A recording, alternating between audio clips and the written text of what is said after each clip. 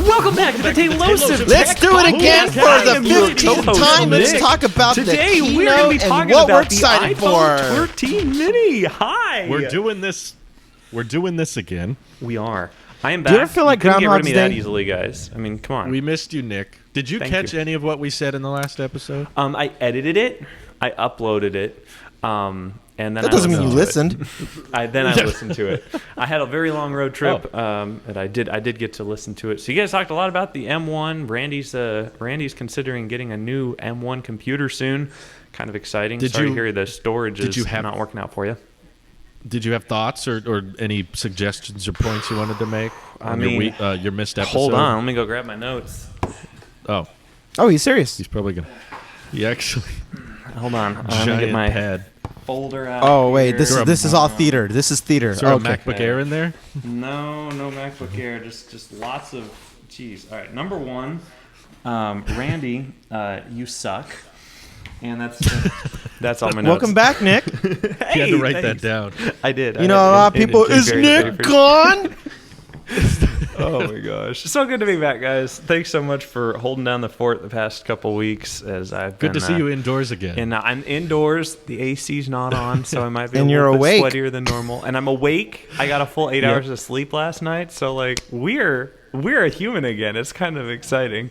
I'm cresting still a starship getting still, but you know. Wrong number calls and texts on AT&T? Every day. So if I cut out halfway through, that's because I'm doing dual SIM, right? And so we're using a visible hotspot right now because internet hasn't been set up here yet. And so anytime I get a call on AT&T, it kicks me off visible for a second to get the call from AT&T. And that AT&T has all of the scam calls and phone, like happened like 3 times on EV when we were recording EV today. So it will happen again, and I'm sorry, but I'll rejoin after that. Can you do not disturb? I could, but there are a few people that I unfortunately gave that number out to that I'm waiting to hear back from or whatever. And so, yeah, it's a mess. All right. I'm very, very upset. Oh, and I got my first bill from AT&T. They said it was going to be $95 a month. No, the first one was $163. So What? yeah, 160. They had the one-time setup fee, and then the SIM cost, and then even though it was an eSIM, they charged me $5 for a SIM card. And then that's right. I know There's That's a crazy. charge for the eSIM. Exactly. When I saw that on the That invoice, physically I was like, nothing happened. yeah, $5 for a SIM. All right.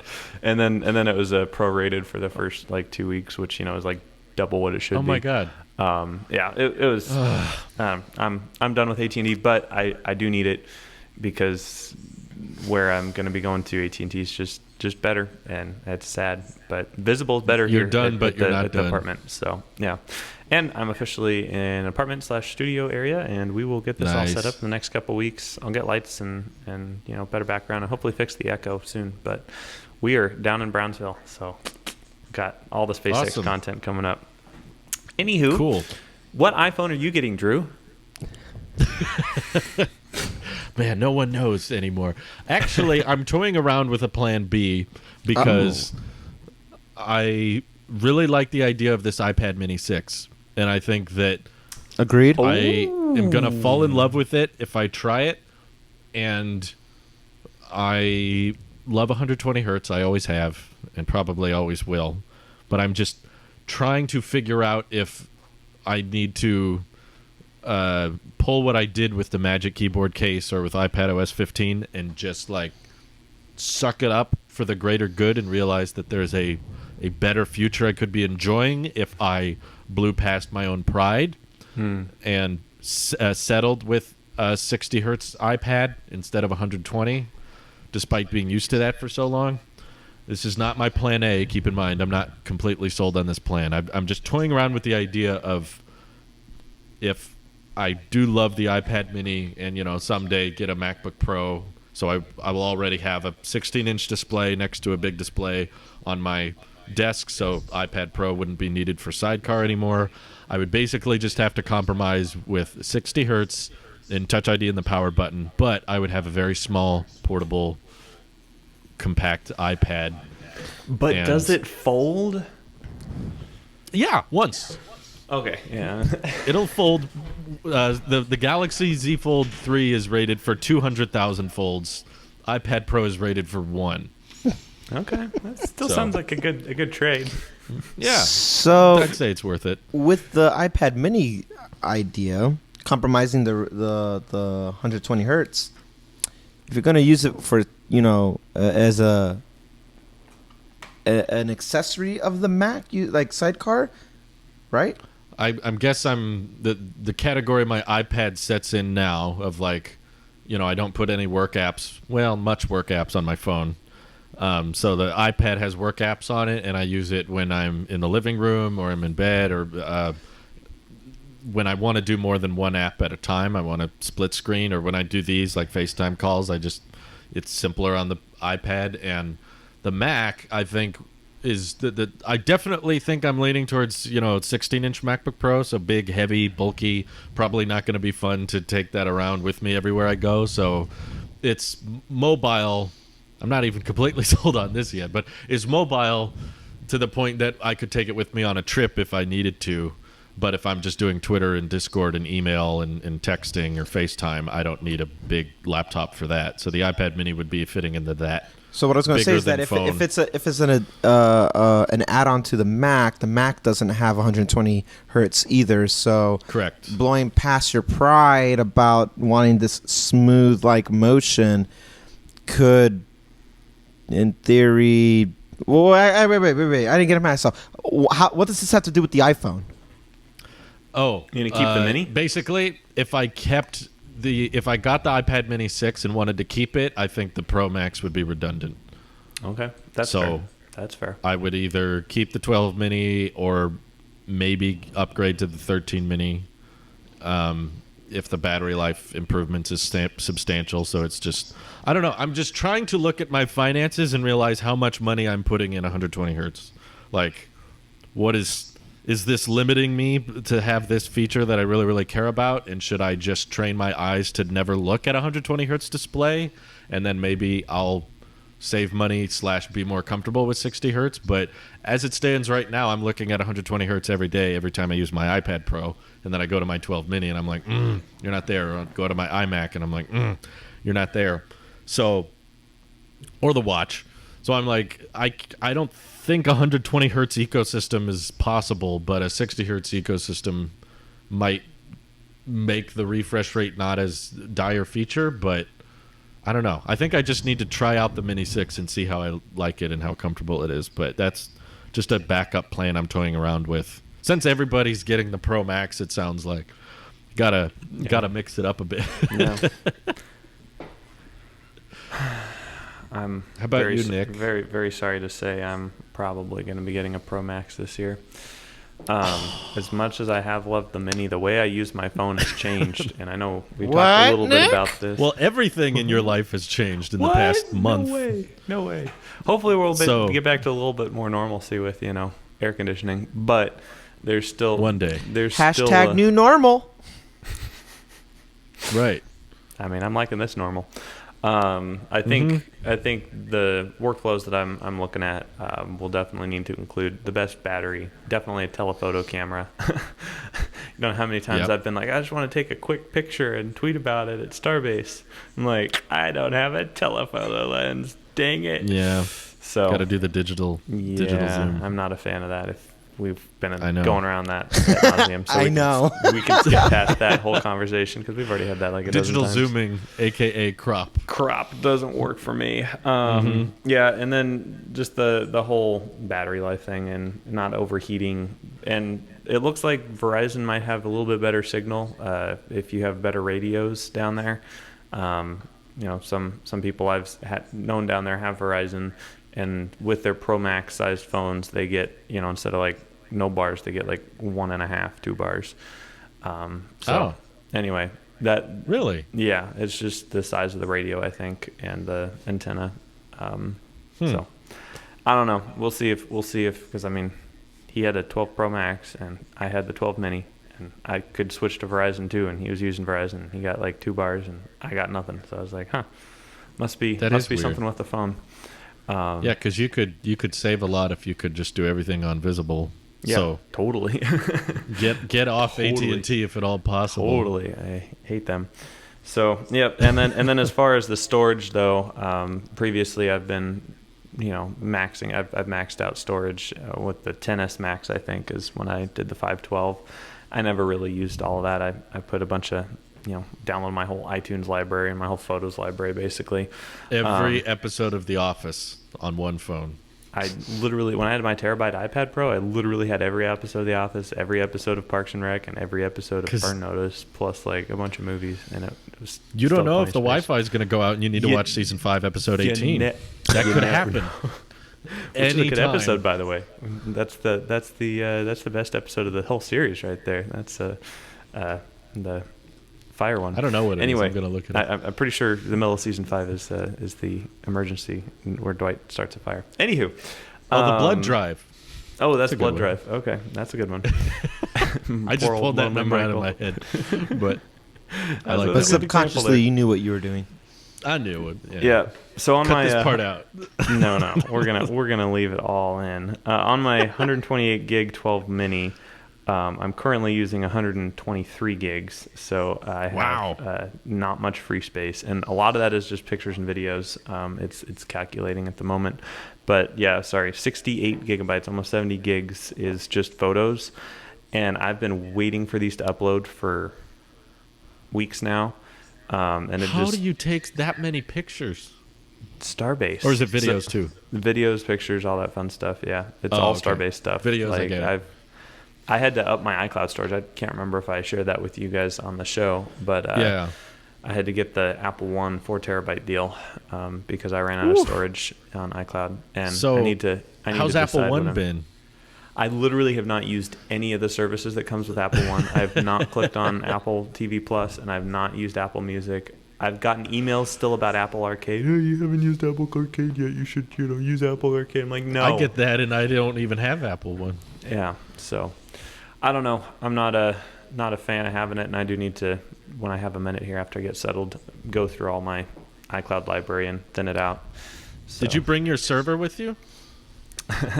No, I left that at a friend's house because he's editing a documentary, and he has like 80 little half terabyte hard drives that he's plugging in and out of his Mac Mini, which is an M1, by the way. And I set him up with the server, but that's someplace I could stick it. But anyway, a lot of it can be deleted too. How many pictures do you really need of Starship? I mean, not as many. At least as I 8 have. million.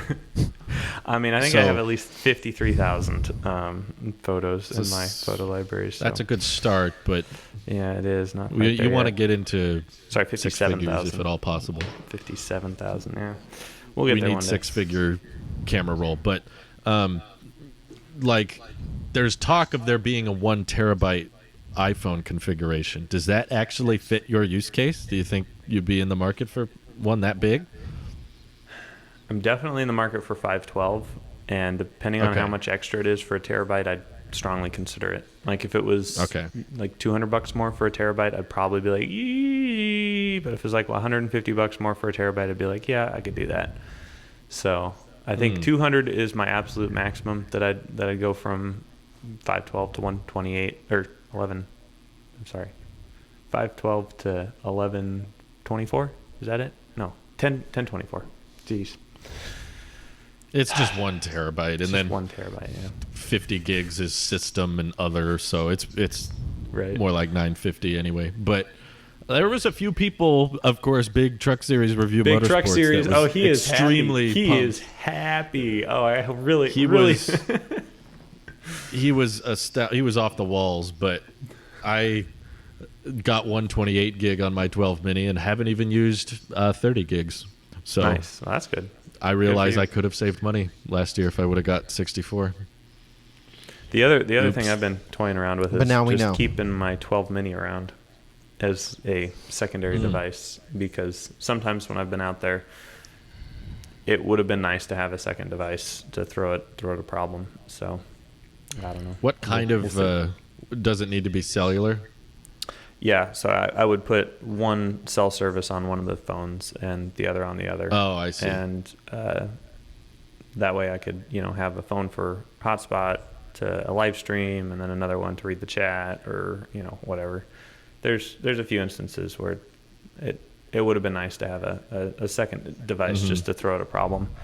But I think Apple definitely has a problem with heating on these iPhone 12 models. I was doing a FaceTime call with my dad. Yeah, maybe the Mini it's worse, but I did a FaceTime call with my dad, and it was over cellular, and I think, and it just got so hot that the display brightness goes way down, and it was like warm to the touch. I felt like it was about to shut off completely. I know Nick experienced that a couple weeks back. So there's been a lot of talk of like a vapor chamber. Or there's techniques that other smartphones have used. What are you smoking? Yeah, a vape it's a vape chamber, of course. But they and to tell you more about this amazing feature, we're gonna send it down to Craig in our vape chamber. You come down there and he's all just relaxed and reclined and just, we're gonna make iPhones cool again. We're gonna make because yeah, I think it's a legitimate problem. I don't know if 5G is to blame or it's just Qualcomm modems in general, but for sure, I hope they address that in the 13 series. I haven't seen a ton of people talking about it, but have you had any overheating issues, Randy? You cut out. Have you had any overheating issues with the 12 mini? Where the display dims, I get that quite frequently when I'm outside. Yeah, but otherwise, no. Okay. And I know the dimming is a result of everything's happening pretty. Oh. Huh? He says it's overheating as we speak. Oh no! I don't want to touch this thing. It says boiling. Oh, oof. It's gonna melt your credit cards. That's why we have my phone has not experienced like something like that of shutdown. But the thing is, the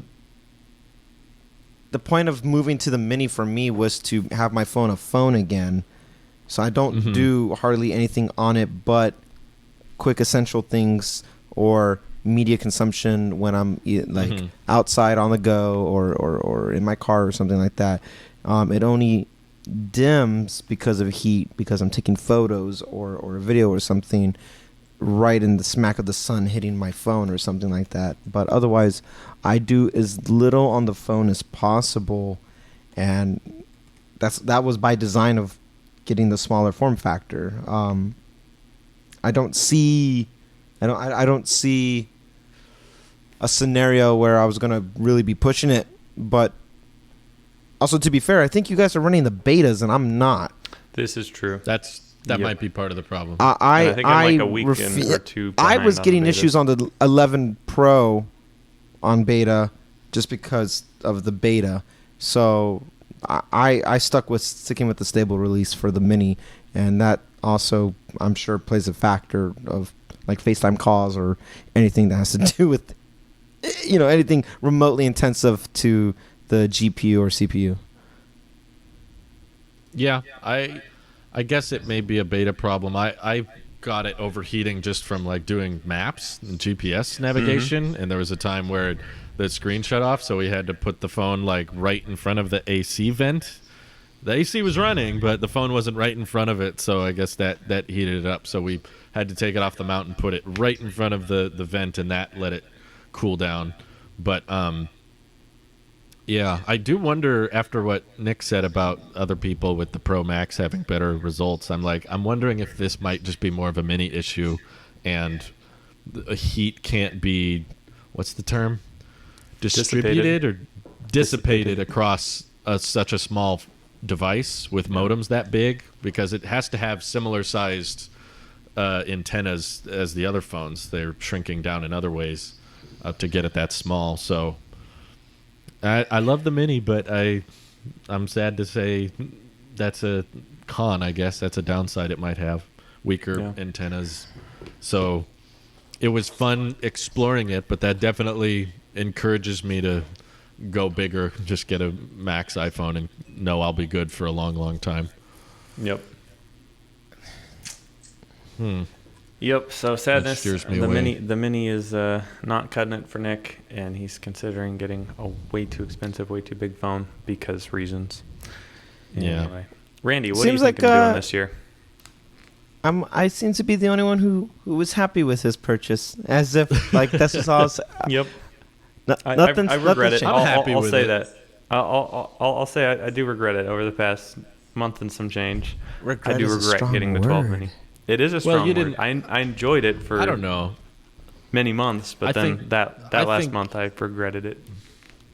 You should give yourself some more credit because you had no way of knowing what the future had in store at the time you bought it.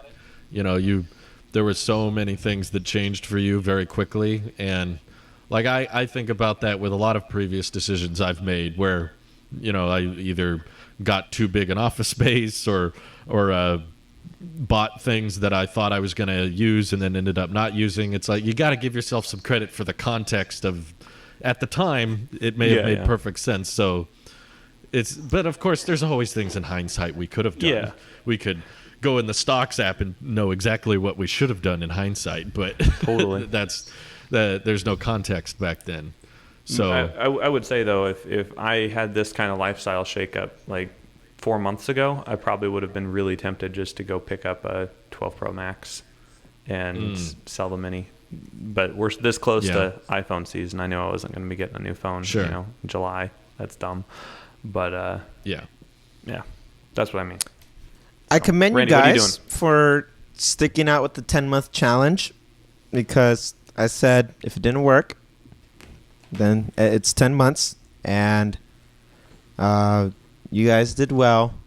I'm happy, and I read the comments, and some other people are happy with their minis, and I'm happy you're happy, guys. But even though I'm happy, if the video rumors are true, no amount of minis going to keep me from, you know, pursuing all that stuff.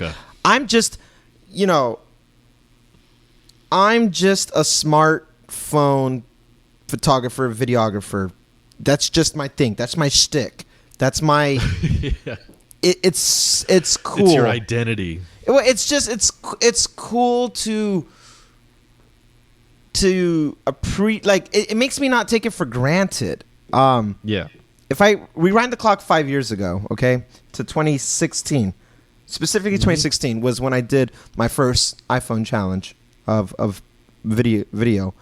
Up to that moment, I bought the most expensive Canons I could afford with the most expensive lens, and I was so all in on videography for filming and all these things. Sure. Canon has made at least $5,000 off of me. At least. I wouldn't be. Maybe closer to 8,000. Apple has made at least $20,000 off of me. How many dollars has Tesla made off of you, Drew? Nothing. But when you put a limitation on something, because I went to the extreme on both ends. I went to spending thousands of dollars on lenses and camera, the whole thing for DSLRs, to using one lens with the success, and it makes you not take things for granted, and it's also I still stand by, you have to get creative with limitations. But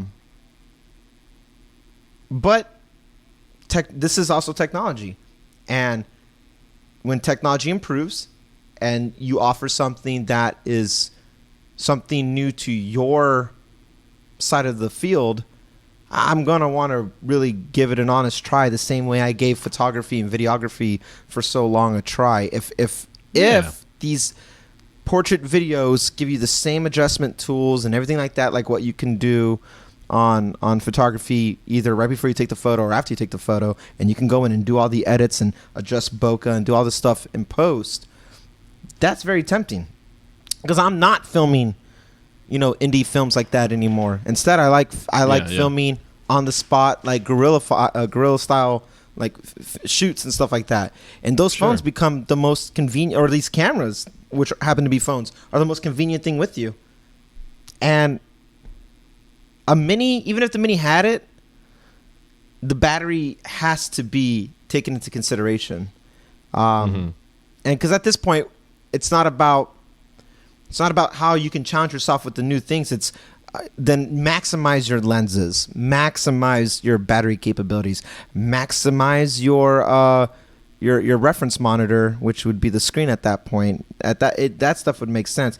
If that stuff wasn't coming, then it's like, okay, well then we're just still working off of the same design effectively as from the 11 series, which I still say to this very day, 11 Pro is the best phone. 11 Pro, 11 Pro Max, best phone to date still, because that's what we're working off with the lenses. The LiDAR thing is just a foreign concept to me. So yeah, it makes sense that your desire or which iPhone you want to get is going to change depending on what kind of tool this device becomes.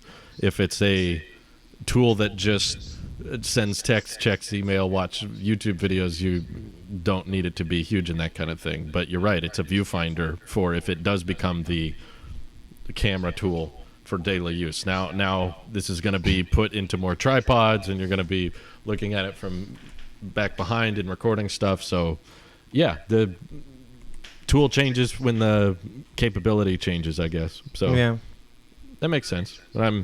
I'm feeling that same way with iPad Mini 6. I'm like, what is an iPad meant to be? Right. Because Apple surely has a vision, and how is that supposed to help my or do they? Daily workflow? Yeah, they're like, not a Mac, not anything that can be more than just an iPad. So this rumor of like a 8.3 inch display is, I'm like, this is close to like almost the screen size as the original iPad, just with way thinner bezels and no home button. And it's like the Mini 6 is almost going back to the roots of like what Steve Jobs probably wanted for an iPad. Of just like all in on touch and all in on the post PC world of like a personal device. And there's definitely been several circumstances where it's felt like my iPad Pro is kind of bulky, kind of cumbersome to haul around everywhere. And I just remember, it's been a while since I've used one, but like in 2019, whenever the Mini 5 came out, I was really impressed with it, and I thought it was fun to mess around with. It was just the design was dated. So, and I really hope the Mini 6 has stereo speakers. That would definitely be a deal breaker. If there was only sound coming out of one side all the time, yuck, that would annoy the crap out of me. And that's the current scenario with the Mini 5. So really? Oh, wow. Yep. The Air 4 got it. It's kind of confusing because the Mini 5 technically has stereo. They're just both on one side, which is not... That's not how it's not what people works. need. There's like left and right, but only from the bottom. It's like as stereo as an iMac, speakers coming out from the bottom. Those speakers on one side are stereo, but that's not what I think people imagine. But iPad Air 4 got it. Speakers on both sides now. So I imagine if the Mini 6 is supposed to be the little brother of the Air 4, then hopefully the speakers would come along. Will the iPad Mini 6 have Face ID or Touch ID? Touch ID. Based on definitely Touch what we ID know at this so far. point. Because of the Air 4 has Touch ID as well. I kind of feel like that's a deal breaker for me. Yeah, I haven't tried it. I actually never reviewed the Air 4. I talked about it, and I thought it was okay. I think that either the price needed to come down or it needed a slightly better biometric, which would be Face ID.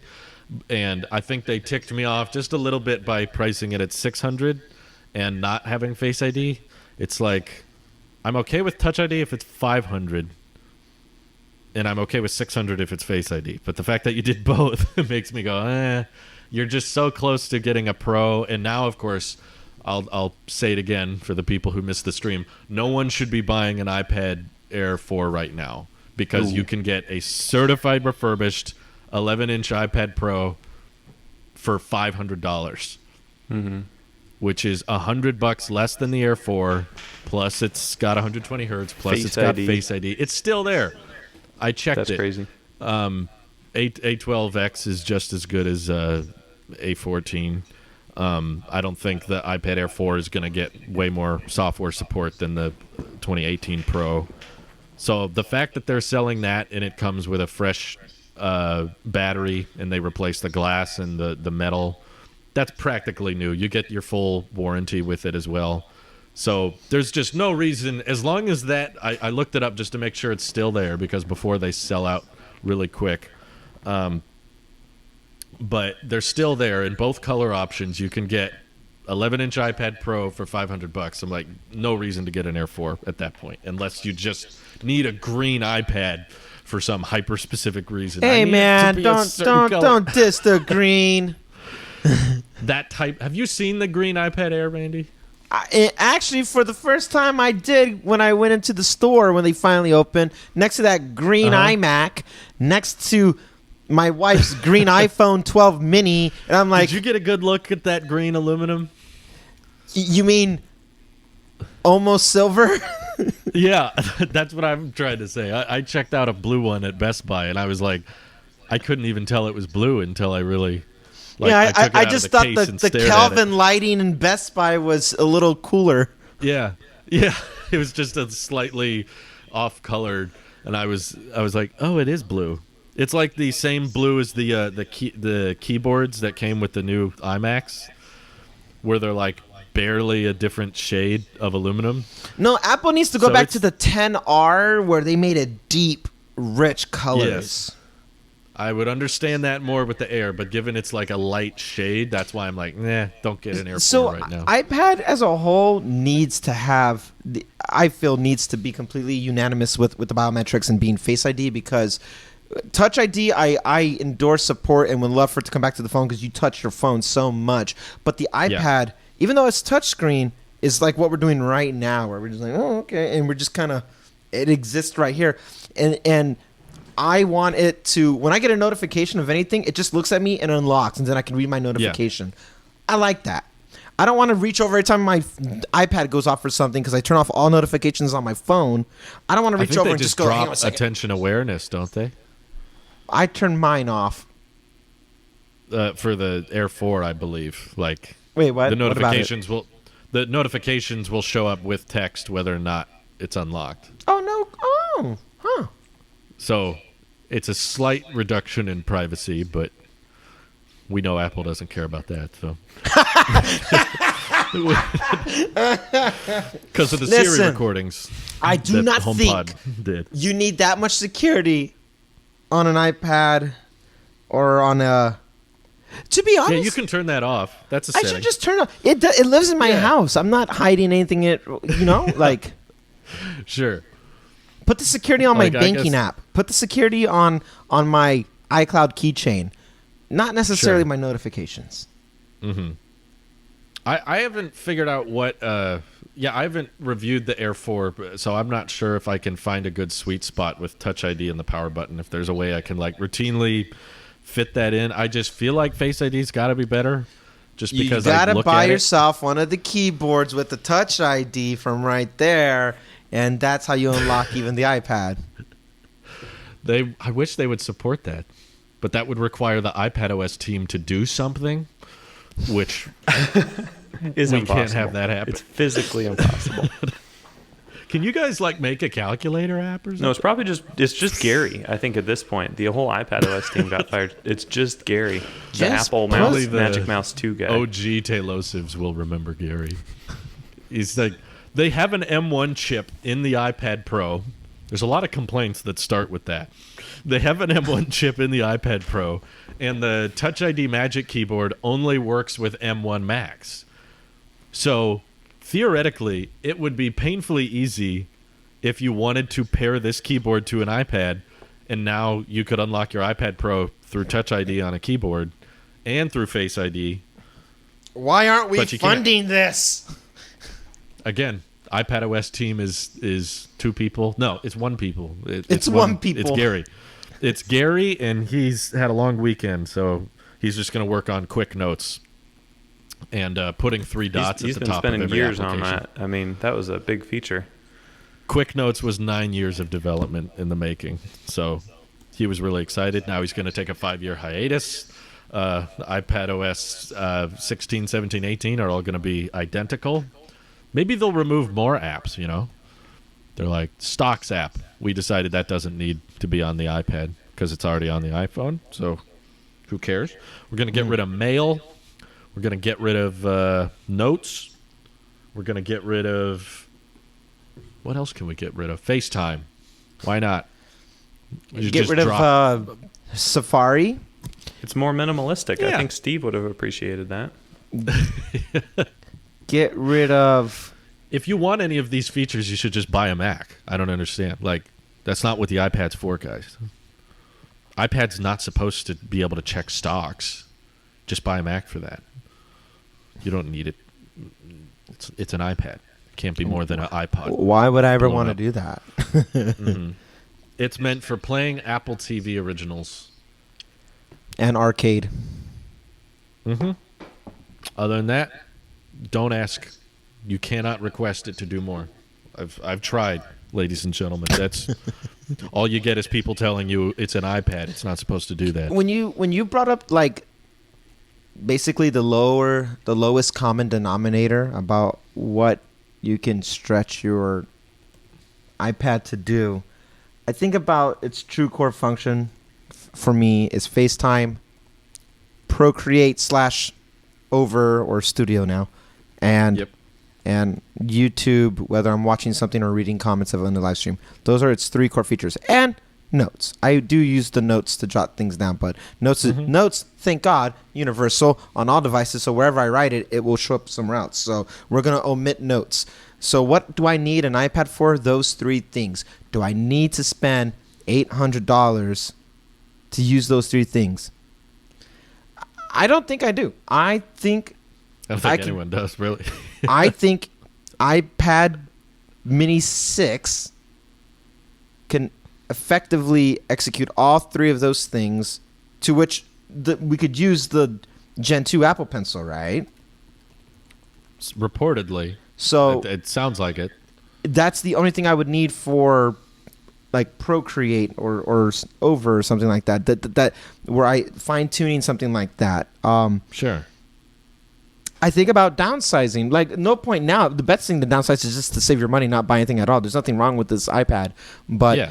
I almost like I have shame about this iPad now. Because I bought it with the promise of what was going to... Yeah. Wow. So Randy, let's dig into this one. Why do you feel shame? Like, Tell me about because you thought this. it'd be more? Was this your childhood upbringing, Randy, or what happened In here? 2018, I thought the iPad Pro meant Pro features. We saw the What hardware the go in one direction. Why would the Pro have these? We already talked about this. I don't want to upset myself again. So all I'm saying is, in 2018, I bought the iPad Pro because I expected, hardware first, software follows. That's always been the trend. Yeah, and it's been 3 years. You can't really come up with a software first. So, yeah. So it's been 3 years, and everything else is blossoming, is blooming beautifully. Mac, never gorgeous, never more gorgeous. iPhones, never more petite and small and beautiful. Even Apple Watch now gained the new design. Like, everything about it. This iPad should only be an iPad. So I don't need a Pro. And I bought this keyboard with the trackpad and all these things. Is like, it's coming, guys. It's coming. Yep. And I had to go put on my clown makeup afterwards because I felt so ridiculous. I would love to make a suggestion. In fact, a challenge to you, Randy. Uh-oh. And I'll make an argument as to why you should. I think you should sell your iPad Pro and its accessories included, Magic Keyboard case and all that. Use it to pay for, and then some, likely, an iPad Mini 6, simply on the fact that, thank God the iPad OS team is so lazy, there's not an easy way to check battery health. So you sell your iPad Pro now. To everyone else, no one cares about battery health. They're not even going to ask. I know there's a way you can plug it into the magnet. Shut up. I know who you are. Don't tell me. Don't comment.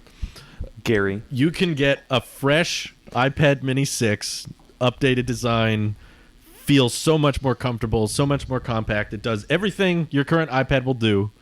It'll just be lighter, and you'll be able to easily type on it, and you'll get a fresh 100% battery health at net no expense to you.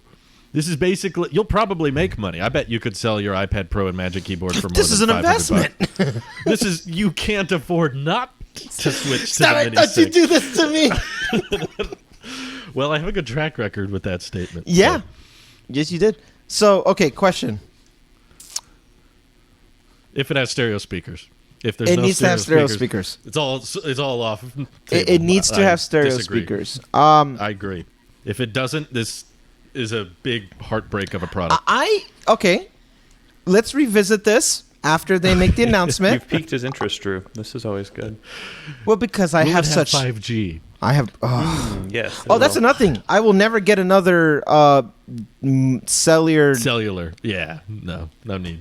cellular on a Mac OS device is beautiful. But then if they did that, it would really, in my opinion, kind of make iPad obsolete. So I kind of get why they wouldn't, even though other laptops on the Windows I side. think they serve different enough demographics. The Just three the Mac things that start at I 1,000, iPads start at 300. So the three like things a- that I use it for can and do and have been done on Mac. yeah, So I prefer the precision of using a stylus. Who Sure, wants one sure. of those? But I prefer the precision of it over dragging and trying to. It feels I've done that. barbaric. We'll revisit this because I'm not. Whether it has promotion or not, I could care less. I don't care. I do notice the difference. I just don't care because again, for the things that I needed to do, what's that worth to me? It's not worth holding on Right. to promotion. It's not worth having this huge screen real estate that is just a waste of real estate. It's just eating up space for, I don't know. So I can see you guys 3 inches bigger. Okay, I'll move the iPad closer. So I don't care. Sure. But my question I was going to ask you is, this is a very compelling statement. Why wouldn't you do it? 120 hertz Face ID, but I'm thinking about it. I'm definitely toying around with the idea. I think I need to try it I'll definitely get a Mini 6 at least to review, but when I get it, I think I want to just like close my iPad Pro and not look at it and like keep it, pretend it's not in my ecosystem at all, and just see if I can do everything I need to do just on the Mini 6. And if I can get comfortable with it, there might be some unforeseen issues or problems that I'm not imagining yet. So you want to live vicariously through me to see how that Yes. would play out? Can I live without 120 hertz? Biologically, will my heart still beat? We don't know. We haven't. We don't. We don't He's have never the had data an iPhone that proves. has not had 120 hertz. Drew, This even is back true. to the iPhone 5, he had the special edition iPhone Ever 5 that had since 120 hertz. iPad in This is true. 2017. I've never sold an Apple device that shipped with 120 hertz. There's a metric you could run around with, I guess. But I'm very curious You to see how it wordsmith you. fits. No, I thought didn't the 2017 iPad have a 120 hertz? And I still have it. Oh. My wife uses it every day, Oh. which I'm sure Wow. she doesn't care at all about the 120 hertz. But every Apple device I've gotten with 120, I've kept. So Statistically. statistically, but if I can live with the Mini 6, it kind of be, I don't know. I kind of like the idea of a mini ecosystem.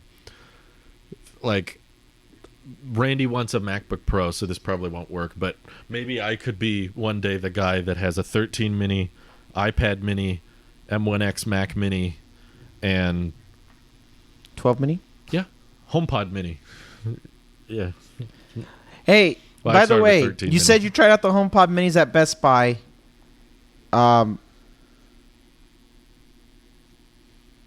I know we talked about it briefly, but did you like it? Yeah.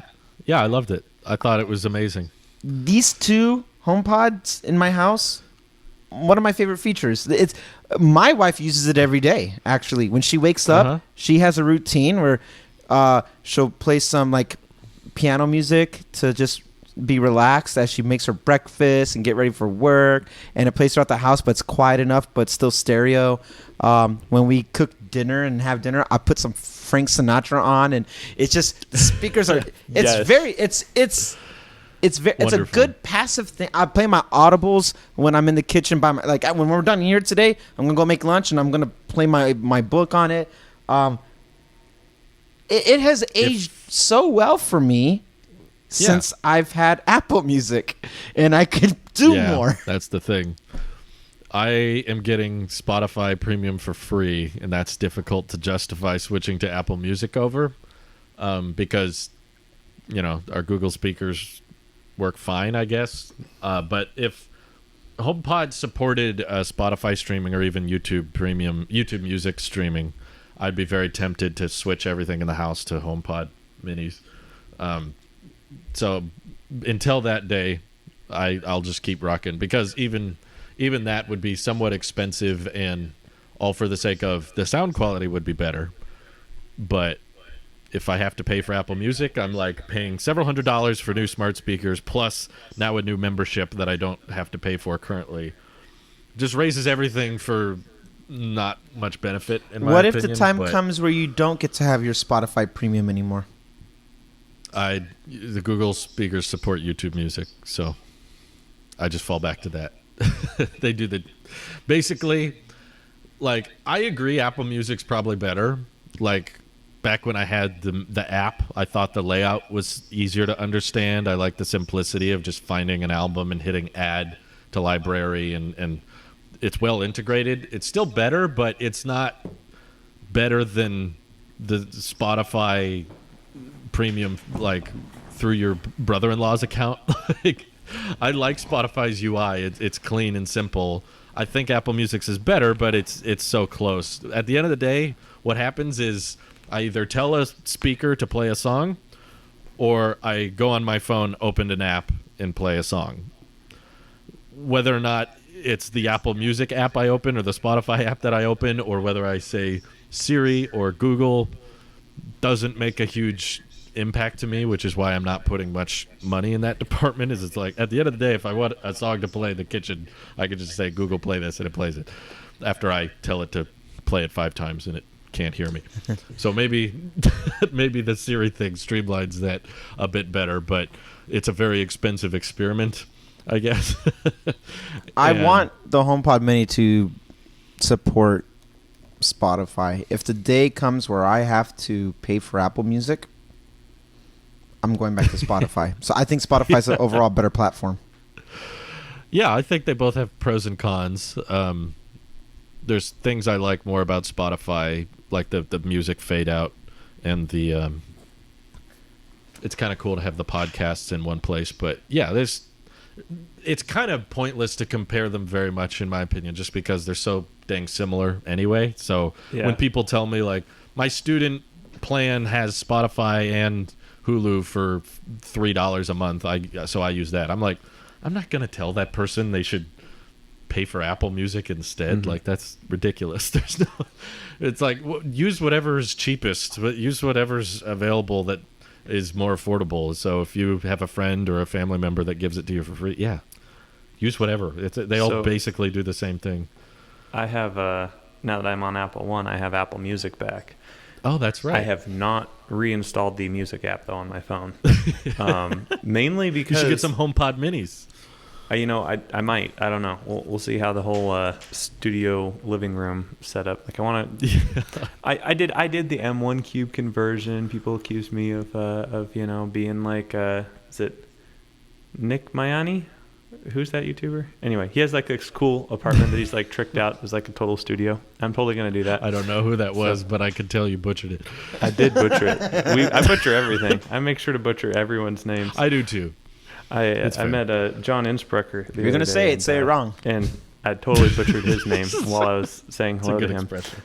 So, anyway, Yeah, I haven't even opened Apple Music because I know I'm paying for it. I know that's something that I'm paying for with this $30 a month subscription. Wow, it's 30? I forgot $29 a month plus my God. $10 premium. How can I forget? 2 terabytes. I don't know. It's so painful. It's so painful. You're right. Anyway, but I haven't opened it mainly because I'm so comfortable with YouTube Music now, and I've already transferred my whole library over to YouTube Music, and I'm sure as soon as I open up the Apple Music thing, it'll be welcome back and it'll be right where I left off. But at this point, I've added a lot of music and playlists in YouTube Music that I don't necessarily want to merge all the way back to Apple Music, and my goal is to obviously cancel Apple One fairly soon here. So it's kind of weird to think, I'm not using Apple Music, but I totally could be right now. I mean, you are paying for it. Also, I gotta give mad props to the YouTube Music app. Just like the YouTube algorithm is pretty good for picking your next video. I've found when I just play a couple songs, just not in a playlist, or when a playlist ends, it's pretty good about finding new songs I haven't heard of that I really do like. I've had a lot of discovery that way, and I don't think I ever experienced that level of kind of discovery with Apple Music. So nice. I was pretty happy with that. That's cool. Yeah, I was thinking if your 12 minis heating up and you're worried about it melting the cards, they wouldn't melt if they were titanium. And if we're looking for a really affordable way to get a titanium credit card, Apple Card? Talk to Amex about that. Yeah. They do stainless steel, which is Amex has it. Stainless steel. Yeah, ask them if they can make a titanium one, please. That would be great. I'll just phone up my personal friend. I would. Whoever runs Apple. It would be kind of hilarious if they decided, like, what if you could turn off daily cash on the Apple Card, and as long as you spent a certain amount each month, you would just get Apple One included. Like, you have to spend this much. I guess you can kind of indirectly do that. Just hope the cash card makes $30 a month, and then you got Apple One Premier just through. Would that be $3,000 a month of spend at 1% for $30 a month? Sorry, what'd you say? I don't think Let me run the math here. Yeah, so that would be $3,000 a month for $30 on Apple Cash at 1%. Well, if you never used Apple Pay or bought anything from Apple. Yeah. Which is how I do most of my spending. I don't remember the last time I used Apple Pay. Really? Did they not have a lot of Apple Pay there? Not in Brownsville. For sure not in Brownsville. Like, most of this stuff is Apple Pay now where I am. Even the gas stations are starting to. Yeah, I've seen some contactless logos, but I've never figured it out, and just sticking my card in is way easier. So, a lot of websites support it now, which is nice, because I'm like, ooh. That's true. But anyway, there's some kind. I don't know. There's some kind of bundle there. You should test that Apple Pay out on my Patreon page, Drew. Oh, okay. Does it support Apple Pay? See if it works. I don't know. I want to see how much cash back I can get from my Nic and Sweeney bill. I don't get but a couple dollars a month. I'm just looking at my statement for since the start of August, and I'm under $10. Maybe I'm under $7. It would. That's just. I have things that are auto paid out of the credit card. T-Mobile, for example, will give me 3% cash back. Ooh. So that's a thing. That's cool. Yeah, I mean it is, but now that all my information's compromised, I don't think it's all that cool anymore. I feel like it's bizarre that Apple hasn't done anything with the credit card basically in like 2 years. They've added Drew, some new features family here sharing, and they just made so many groundbreaking features. Just amazing. They decided to start reporting to credit bureaus. That's a cool new feature. Like, I think we should actually document this stuff. Dare I say, cautiously optimistic. I mean, last time I did iPad hurt my feelings, but I think we are going to see more from Apple Card as a whole. I hope so. it just requires so much more stuff on the back end.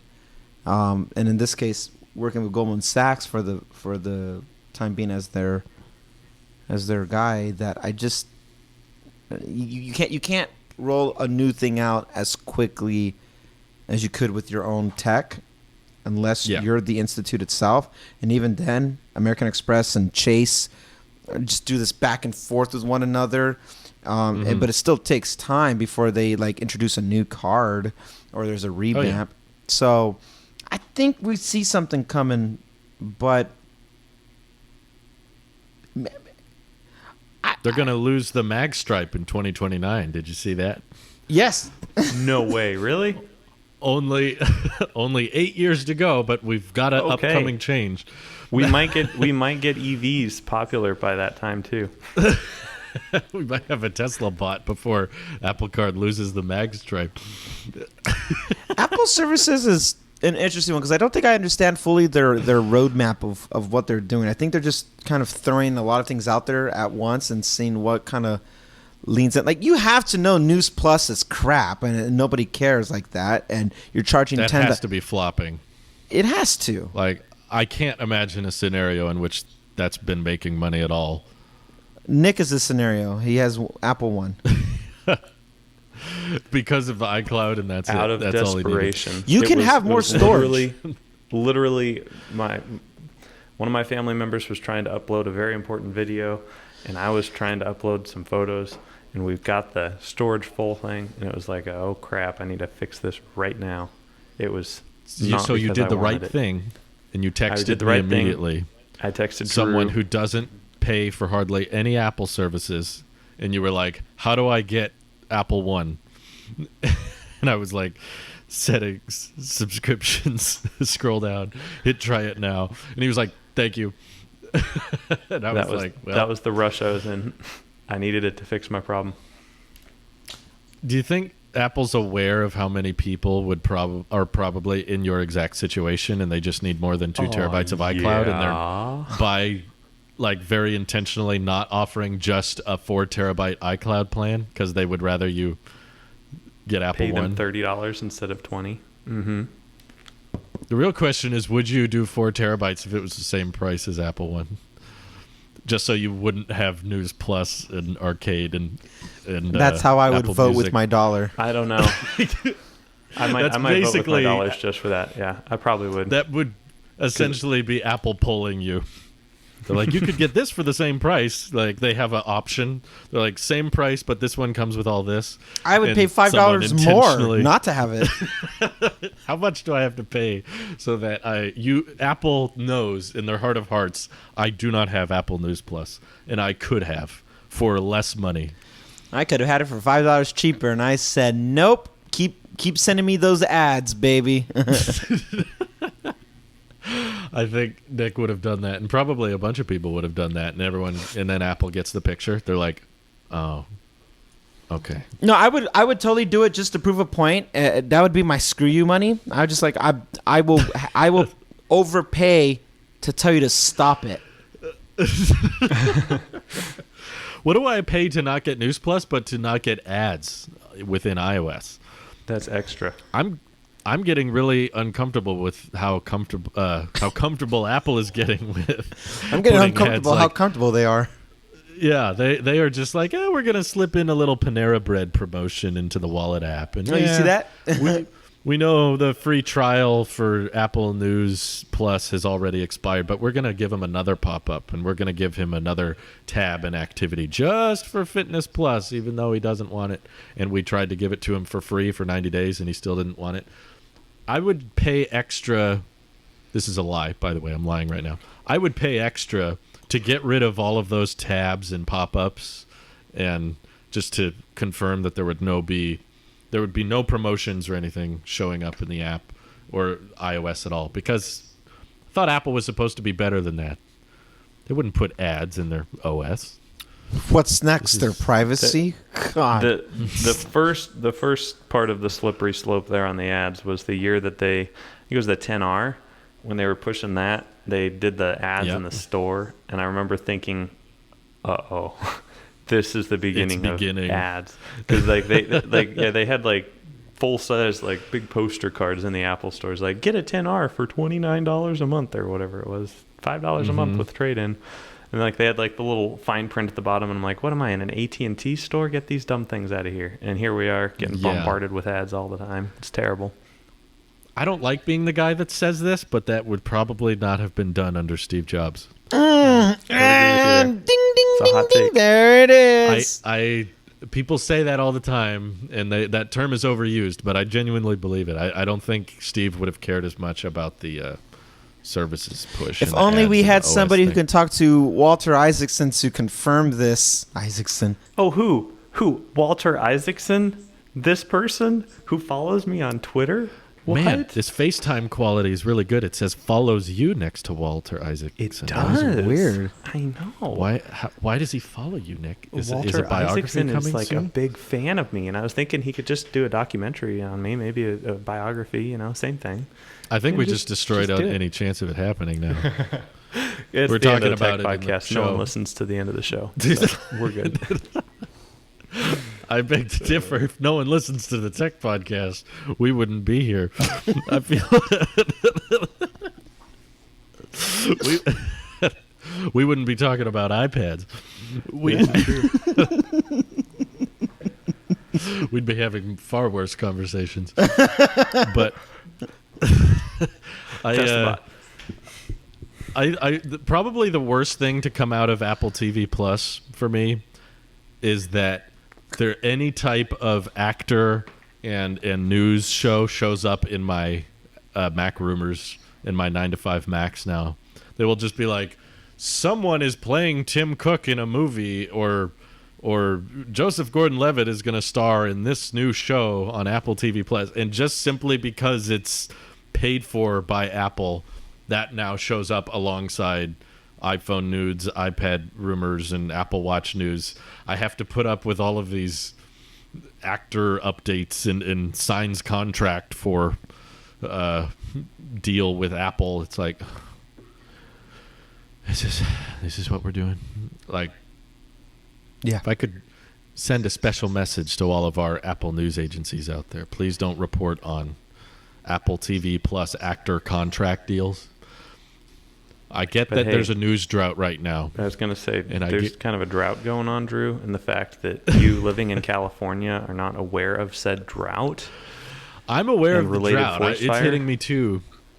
But I'm just saying that... Check yourself, Drew, with all that privilege you have. We shouldn't steep to this level when there's no news to talk about. I'm okay with you coming up with your Mac OS concepts that don't make any sense. This whole news drought thing, I think, is slightly disingenuous. Ooh, how so? Because... True. Good point. Yes. Thank you. Man, that's amazing. Thank you. Profound, actually. I have spoken. Exactly. Go ahead. I'm sorry. Go ahead. Let me answer it a little bit more ambiguously so I don't tick off anybody. Drew, how are you able to make a video every single day of the week? This podcast isn't going to age well. I'm about to retire after this show. No. How do I do it? Desperation. Discord. Desperation. Live streams. People asking questions about certain subjects. You have something to talk about. Are you the only person who can just ramble? Maybe I'm the only person willing to ramble. I'm probably a unique creator just based on the fact that I will make videos knowing that they won't do well. And most journalists or most YouTube channels are like, how do we get this title? How do we get this thumbnail? How do you one up yourself? The most amount of people? How do we get more people excited for the future? So they'll overuse confirmed. You can't have a hit every single time. It's just not. It doesn't. But people try. They try and they fail marvelously. And I just don't try as hard as others. And sometimes when you don't try, you end up on trending. Yeah, that hasn't happened in a while, but but to it my can happen. To my Elon point, though, can reply to your video is anytime, Drew. the only difference between you right now and between news information and you when there's information there is you're reporting on something that is still speculative or slightly abstract. And 9 to 5 Mac rumors, all these institutes have been around for a long time that covered this. Very long time. Since Steve Jobs was doing things. Long before that, too. Even before that. But all these people here want to report when there's like, this leak came out.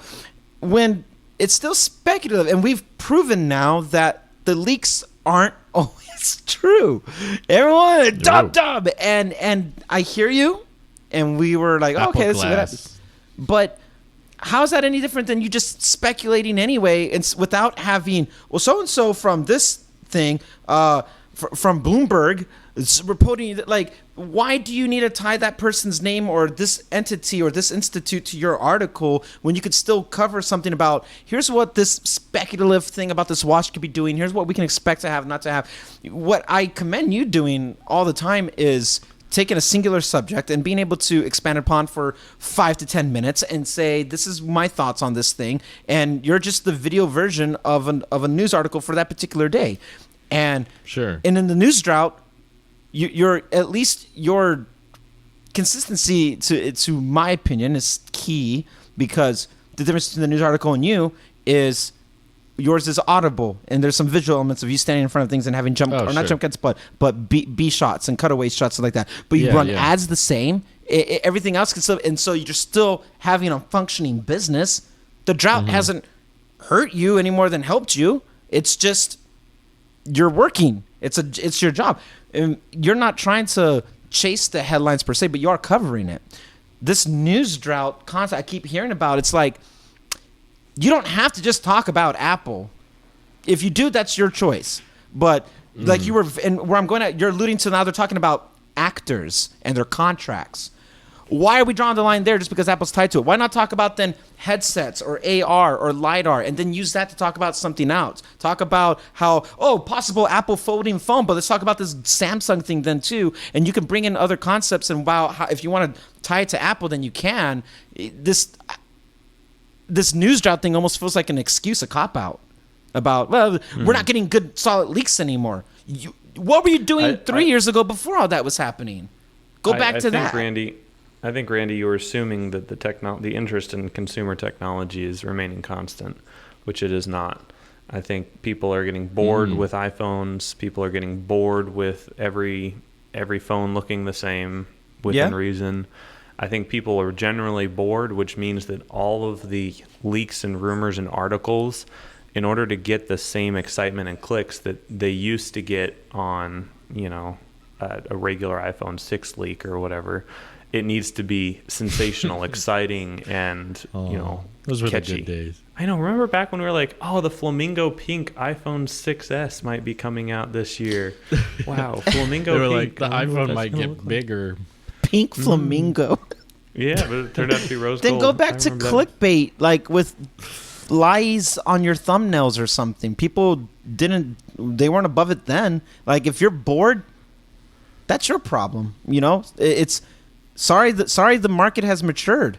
Then that's not something about you. You've grown out of something. The Apple has been pretty consistent with its path, and which is why they're a healthy, safe company overall in the investment world and stuff like that. They've been pretty consistent.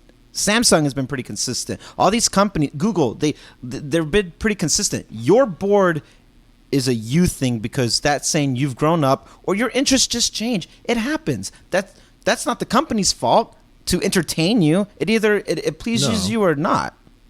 Though I would say there's probably a difference in number of changes that can be made. I think that's a running problem with all Apple, Google, Samsung. Like, it's very quickly, every feature is becoming the best it can possibly be, to the point that there's not as much to get excited for, as in there's not as many improvements. That's why we're seeing average smartphone ownership get longer over time. People are seeing less and less reasons to upgrade as years goes on, and that's a natural growth that's going to happen with any industry once it kind of reaches its max capacity, and they find as good as the cameras or displays or the battery can get, and that you just kind of tap out to the point of anything more than this is just nitpicking, and it's just for the enthusiasts, and the average consumers don't really see the point. So I think there's a fair number of people either departing or just not looking as much because they don't know what possibly could. Like, the foldable hype has very much died down very quickly, I'd say. In the past, we've had foldable phones for 3 years now, I think, and if you ever check the polls on like what Apple products are people most excited for, foldables are like always near the bottom. Like, people just, they were impressed for like a day, and then after that we were like, okay, you know, they have their little market of, you know, tech enthusiasts and YouTubers that like them, but after a while people are just like, I'm over it, I get it, and it's going to be the same story with cameras and ports and then at that point it's everyone's job, whether you're covering the news or you have to get creative. And news drought is only a drought because leaks aren't leaking, or we hear it, or the other thing is it leaks so far in advance, you what's left to talk about? You know what I mean? Like the moment the moment when we're talking about iPhone 14 rumors right now, on the iPhone 12s 13 hasn't even come out yet. You know, it's like you're stealing tomorrow's excitement for the enjoyment of today, when in actuality you should be saving that, you know. You're stealing tomorrow's joy. That's true, because it's it's almost like chasing a high, and I'm guilty of it. What's left after you already covered it? If all the information leaked a year in advance, and we just talk about of course you're going to be bored by the time it's iPhone season now, because we've been talking about it for so long. If we there's were nothing Google left to the or imagination, Samsung and just release the phone. So that's where I'm like, we have to get creative then. So if we don't no longer have the element of surprise when it comes to existing products, and we're just going to speculate about some stuff, then you get creative on roadmaps or something else entirely. Like people far more smarter about this stuff than I am or we are, but you have to get creative. But to just be like, there's nothing to talk about, is like you're just sitting there expected. You don't want to hunt, you want to be fed. It's true.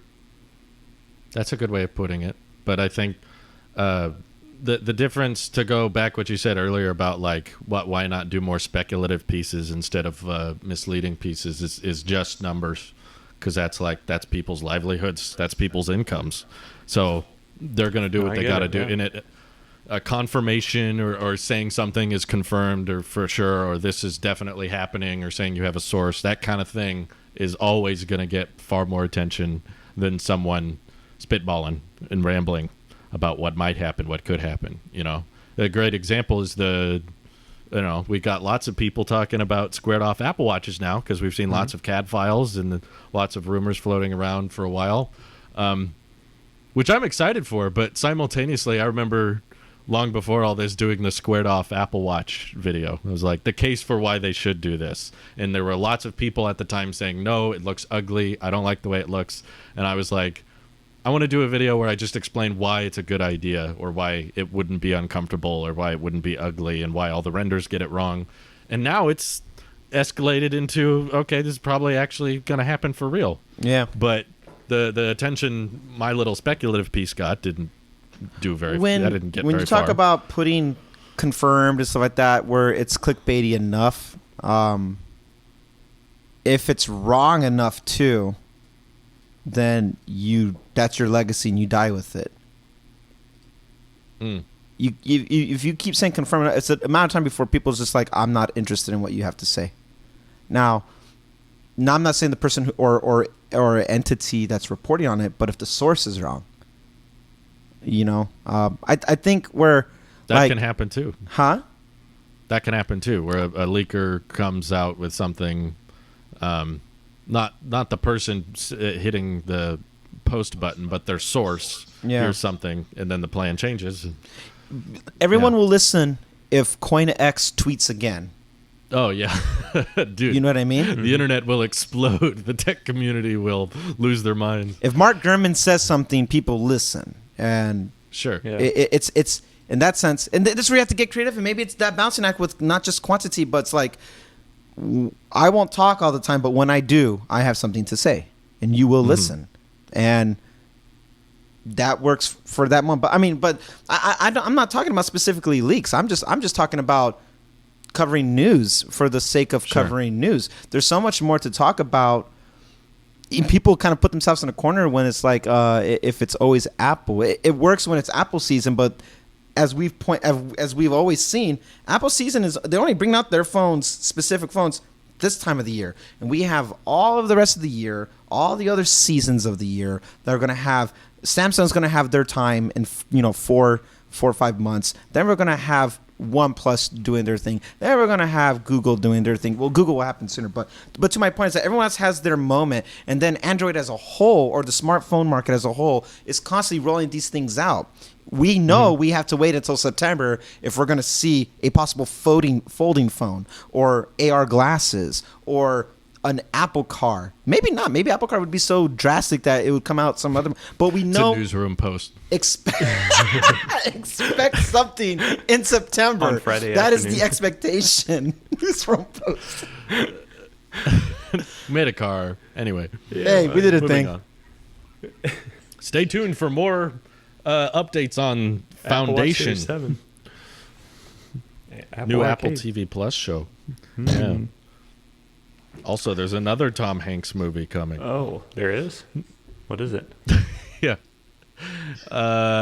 Actually sounded I interesting. didn't even see the first one. I didn't either. I saw the first Apple TV. My Plus uncle Tom wanted Hanks. That to. was pretty good. The first. We don't call it by its name. We call it the Tom Hanks Apple TV Plus show. Which is funny because he apparently hates Apple TV Plus, but he keeps signing contracts with them. There's a noticeable loss in quality. Felch or Finch or something. It's like about him teaching a robot to take care of his dog, which might end up being more real than we realize soon. So, that's not fiction. That's just biographical. Yeah. It's I don't think the drought is temporary, personally. I think it's a new normal. Then you need to evolve. Everybody needs to evolve. Everybody does. They got to figure out how to get used to this type of lack of info. And I think it's going to get worse, actually. Once the Apple Silicon transition is done, there's going to be very little updates. And I think we're like falling down the Grand Canyon, basically, right now. Mm-hmm. The Mariana and Trench. this news... Olympus Moss. Instead of a drought, it's a flood. But we're like sliding off the edge of the Grand Canyon, and we're hitting this tech news drought is a rock on the way down, and we hit our heads on it, and we think we're in pain now, but we're not done falling yet. I think Apple Silicon transition done. Cameras getting so dang good, who can even tell the difference anymore? iPads all have one bezel and no home button, and iPad OS. MacBooks have iPad OS doesn't do anything for a decade, and all the displays are XDR, and Apple Watch is still the best, and nothing can touch it, and it gets some new health like it's just gonna get worse and worse and worse to the point of like, now what? Until maybe Apple Glass. That would be our best shot at reviving it a little bit, but even that would be temporary, I'm sure. So that's why when you have when you have mass adoption of something that's now mature, and it's just normal and expected, that's where it kind of, I think it plateaus a bit. Even technology will plateau in that sense because it's we talk about it elsewhere, but I feel like if our audience here is the most of our ears, I would like to speak for myself on this, that I am more excited about what's happening in space with the satellites, with what's happening in EV, because that hasn't matured and it hasn't had a mass adoption rate. And the things that are happening over there are just interesting. I understand why people aren't as drawn to it because maybe they can't afford it, like a car. It's less relatable, but it's more interesting in my opinion. You could watch it. I'm probably never gonna fly in space. Yeah, but you can watch it from afar. Most people can't buy starships. They're too Most expensive. people can't buy starships. But when we talk about technology and we talk about the advancement of technology, what's happening with the bigger picture that's outside of consumables is just more interesting because it's so abstract. And it's like that. We get closer to bridging that gap of that futuristic style that we see in all movies to where we're at now. And it's like, okay, this is how things are adopted. And that just seems a bit more enticing than refresh rates on a phone. But that's not that specifically, but that type of update is a lot of what I'm talking about updates. I'm talking about news coverage. I'm more interested about iPhone 15 and 16. This one tiny we've made the LiDAR look at a wider range. It's like so incremental. I'm more this week. Okay, to be very specific, I'm more interested about a robot this week than I am about a folding phone. And both those things from people that we respect putting out videos and stuff. I would be more interested about an AI robot than let's talk about what's wrong with the third generation of a foldable phone. True. But that's just one is so much more approachable and relatable. I get why it attracts more because people are in the market for phones and watches and laptops, and whereas the EV in space right now, at least for most of the audience, is kind of sit back and watch what happens. It's not so much get involved, buy into it. EV is becoming that more and more, but definitely at a lower scale. So this is why we have an EV podcast, ladies and gentlemen. Which, by the way, this is the first time in a while that we've ended both EV and tech on a sad, depressing note about the future. So congratulations, everybody. Super exciting and positive information here. Go listen to the end of the EV podcast. I think there's an exciting way. I think there's an exciting way to swing it. I'm very excited for the future of electric vehicles. This transition of making tech smarter and safer, but I could argue is more impactful. Smartphone industry is all about exchanging information and access to the internet and communication, which is good and valuable, but I would say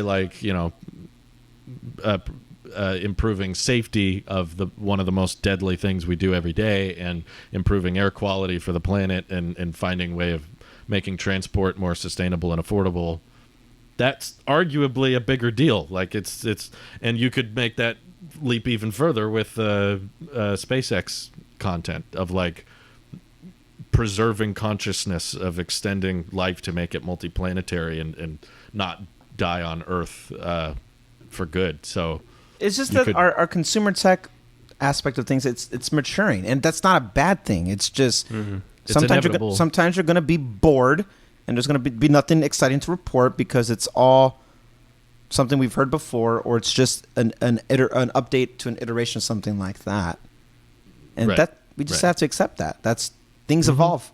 We moved away from dumb phones and landlines and wired phones and rotary phones. Things just evolve. The internet's no longer dial-up. It's true. It happens, and it's interesting if we're still going to have a job. Afterwards, we need a job when the robot will do everything. Yeah.